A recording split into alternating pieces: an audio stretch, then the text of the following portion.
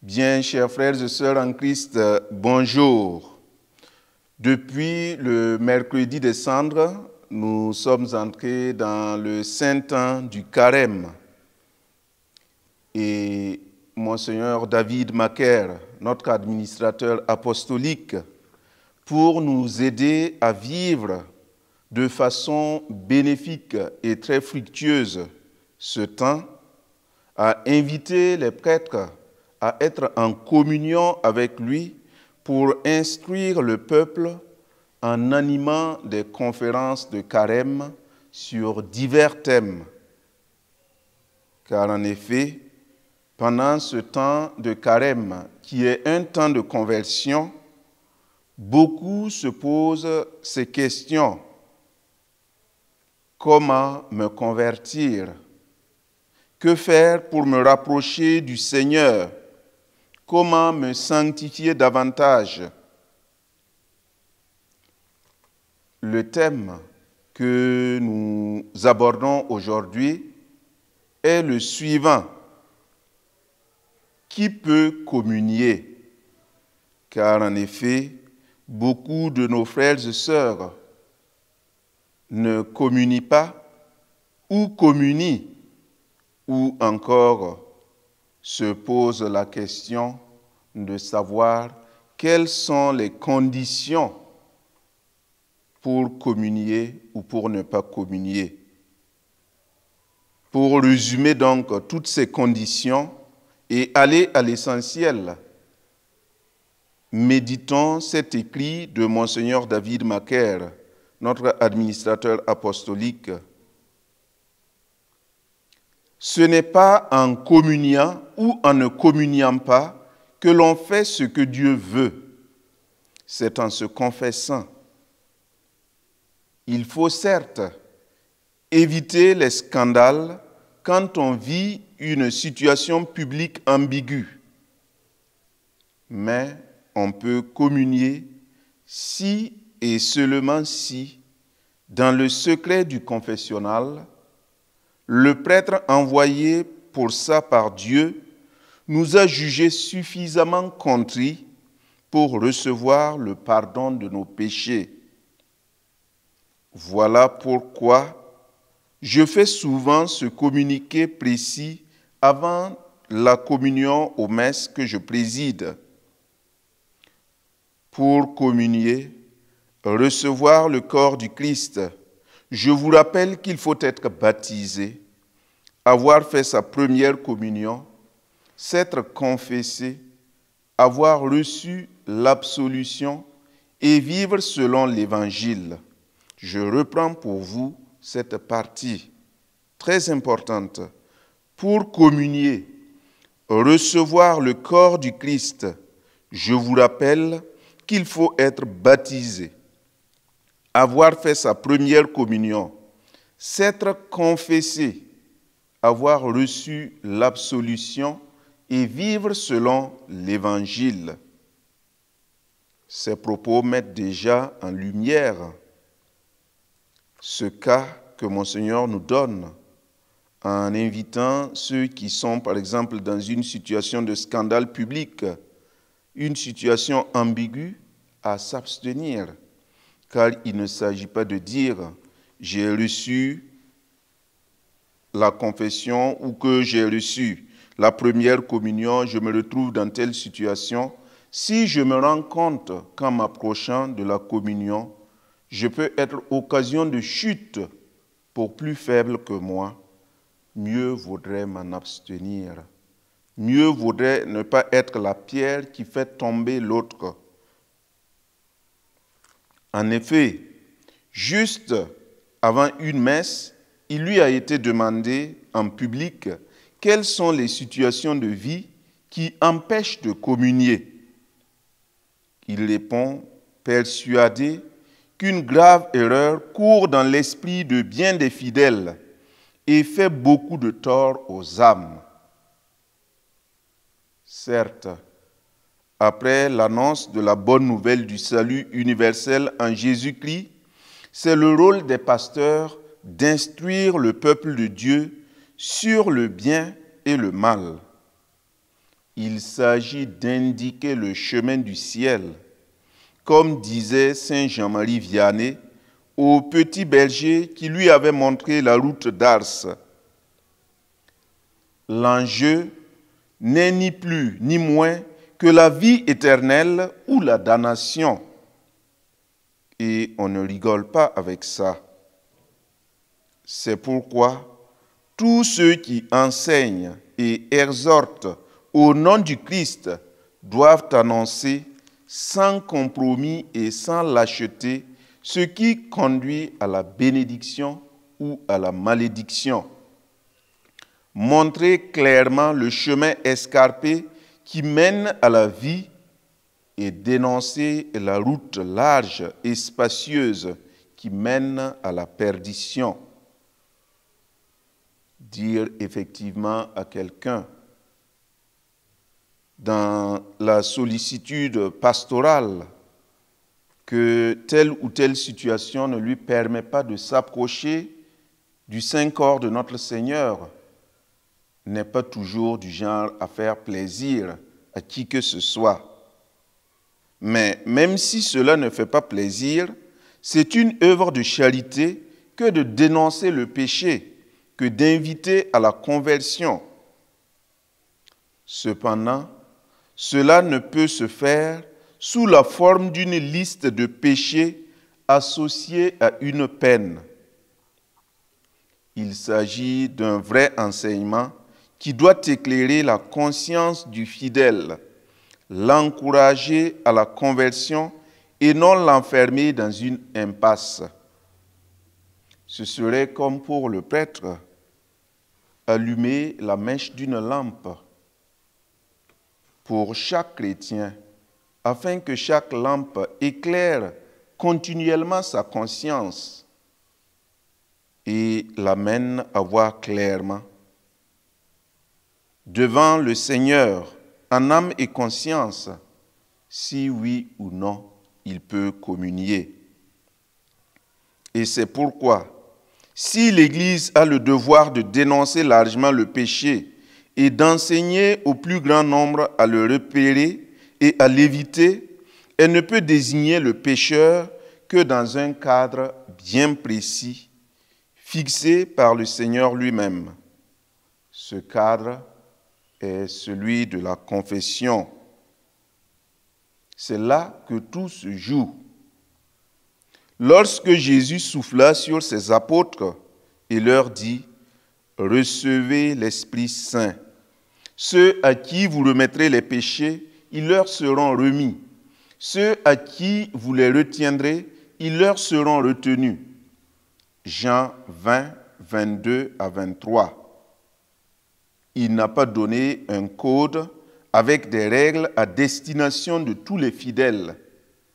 Jésus a donc invité les prêtres à veiller sur le troupeau comme un pasteur attentif et bienveillant.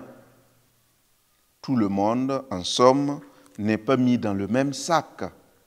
Et tout le monde ne devrait pas passer par la même situation. Et cela me rappelle cette parabole de la brebis perdue, la brebis égarée. Le berger qui, dans sa bienveillance, dans son amour pour la brebis égarée, court après elle, prend toutes les dispositions pour la ramener au bercail. Jésus invite donc à se pencher sur chaque fidèle et non à juger tout le monde de la même manière en édictant des règles à suivre. Il a institué des ministres chargés d'accompagner leurs frères. Et si le Seigneur a pris le risque de confier ce pouvoir extraordinaire à des serviteurs tout aussi pécheurs que les autres hommes, c'est qu'il voulait éviter un danger plus grand encore. Ce danger est celui du jugement. Jugement d'autrui mais aussi jugement de soi-même. Alors que Jésus lui-même nous a commandé, ne jugez pas et vous ne serez pas jugés. Il ne veut pas que chacun y aille de son propre petit jugement. La Bible d'une main, le catéchisme de l'autre, le code de droit canonique dans une troisième. Tout cela baignant dans les grands principes moraux des arrière-grands-parents qui n'ont souvent rien à voir avec le message de Jésus ou les conditions culturelles actuelles. Le cas de la pauvre prise en flagrant délit, la femme adultère, illustre merveilleusement bien cet exemple. Pour les hommes, tout était clair, elle devait mourir. Mais le Seigneur, qui lit dans les cœurs, qui lit dans les âmes, lui a trouvé que cette femme devait encore vivre, car elle avait encore devant elle la possibilité de se convertir, de changer de vie, de vivre en enfant de Dieu. Alors, Jésus nous invite tous à regarder les autres à la même manière que lui.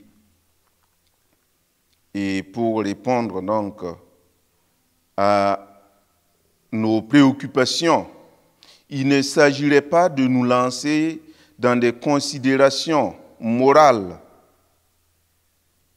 d'éditer ce qu'il faut pour que nous nous situions face à une liste de situations permises ou défendues. Le faire, cela aurait signifié premièrement que seul dans son coin, seul devant une liste, chacun aurait dû se juger lui-même. Mais aucun fidèle, même l'évêque et même le pape, ne peut se juger lui-même. Le pape, l'évêque et le prêtre se confessant eux-mêmes à d'autres prêtres. Et cela est valable pour tout chrétien. Ce catalogue du permis et du défendu donnerait la possibilité de juger de l'extérieur et sans discernement, de juger autrui digne ou indigne de communion, un peu comme un radar flash tous les véhicules qui franchissent la vitesse limite, sans savoir s'il s'agit d'un fou du volant ou d'une ambulance menant un mourant aux urgences. Pour tout dire, cela devrait nous épargner d'avoir à indexer les autres pour dire un tel vit dans telle situation, il n'a pas le droit de communier. Moi, je vis dans telle situation, je n'ai pas le droit de communier. Eh bien, cela nous éviterait, frères et sœurs, d'avoir à nous ériger en juges et surtout en gens qui condamnent. Frères et sœurs, chacun a surtout le devoir d'éclairer sa conscience et d'évaluer sa propre vie face à l'Évangile. Et cela s'appelle examen de conscience. Entrer en soi-même, voir ce qui est incompatible avec l'Évangile, voir ce qui est incompatible avec la volonté de mon Seigneur. Et ensuite, chacun devrait faire de son mieux pour se conformer à la volonté de Dieu, vivre selon l'Évangile de Jésus-Christ. Mais il faut rappeler à tous, ceux qui sont en règle comme ceux qui ne le sont pas, que seul le sacrement de confession est le lieu de la réconciliation avec Dieu qui nous rend dignes de recevoir la Sainte Communion. Lors de la confession, le prêtre juge en âme et conscience si tel ou tel chrétien a la possibilité de communier, et cela fort de la parole du Christ qui lui permet de lier ou de délier. Et il revient donc au chrétien dans une contrition honnête et sincère de se projeter devant le Seigneur pour voir si effectivement il peut communier ou non. Seul le sacrement de confession est le lieu de la réconciliation avec Dieu qui nous rend dignes de recevoir la Sainte Communion. Ce n'est donc pas en communiant ou en ne communiant pas que l'on fait la volonté de Dieu, mais en se confessant. En somme, si nous nous posons ce problème de la communion, nous devons plutôt nous remettre face à la situation de la confession. Il faut certes éviter les scandales quand on vit une situation publique ambiguë. Et effectivement, beaucoup de gens vivent dans une situation que tout le monde connaît. Mais, grâce à la confession, ils changent de vie et peuvent s'approcher du corps du Christ. Mais pour le cas où, encore une fois de plus, cela constituerait une pierre de chute pour les autres, mieux vaudrait prendre la décision qui arrange les autres. On peut communier si et seulement si, dans le secret du confessionnal, le prêtre envoyé par Dieu nous a jugés suffisamment contrits pour recevoir le pardon des péchés. Voilà pourquoi se communiquer avant la communion prend toute sa place et il est très important car il interpelle à chaque fois nos consciences pour que juste avant d'aller communier, nous faisions le point sur notre vie, que nous nous posions la question à savoir si nous sommes oui ou non dans les situations requises pour recevoir le corps du Christ. Et je reprends, pour communier, recevoir le corps du Christ, je vous rappelle qu'il faut être baptisé, avoir fait sa première communion, s'être confessé, avoir reçu l'absolution et vivre selon l'Évangile.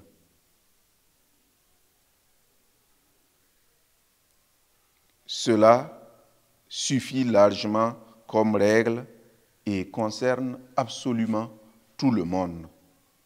Chers frères et sœurs en Christ, désireux de vous convertir pendant ce temps de carême, je vous souhaite un bon et un fructueux temps de carême.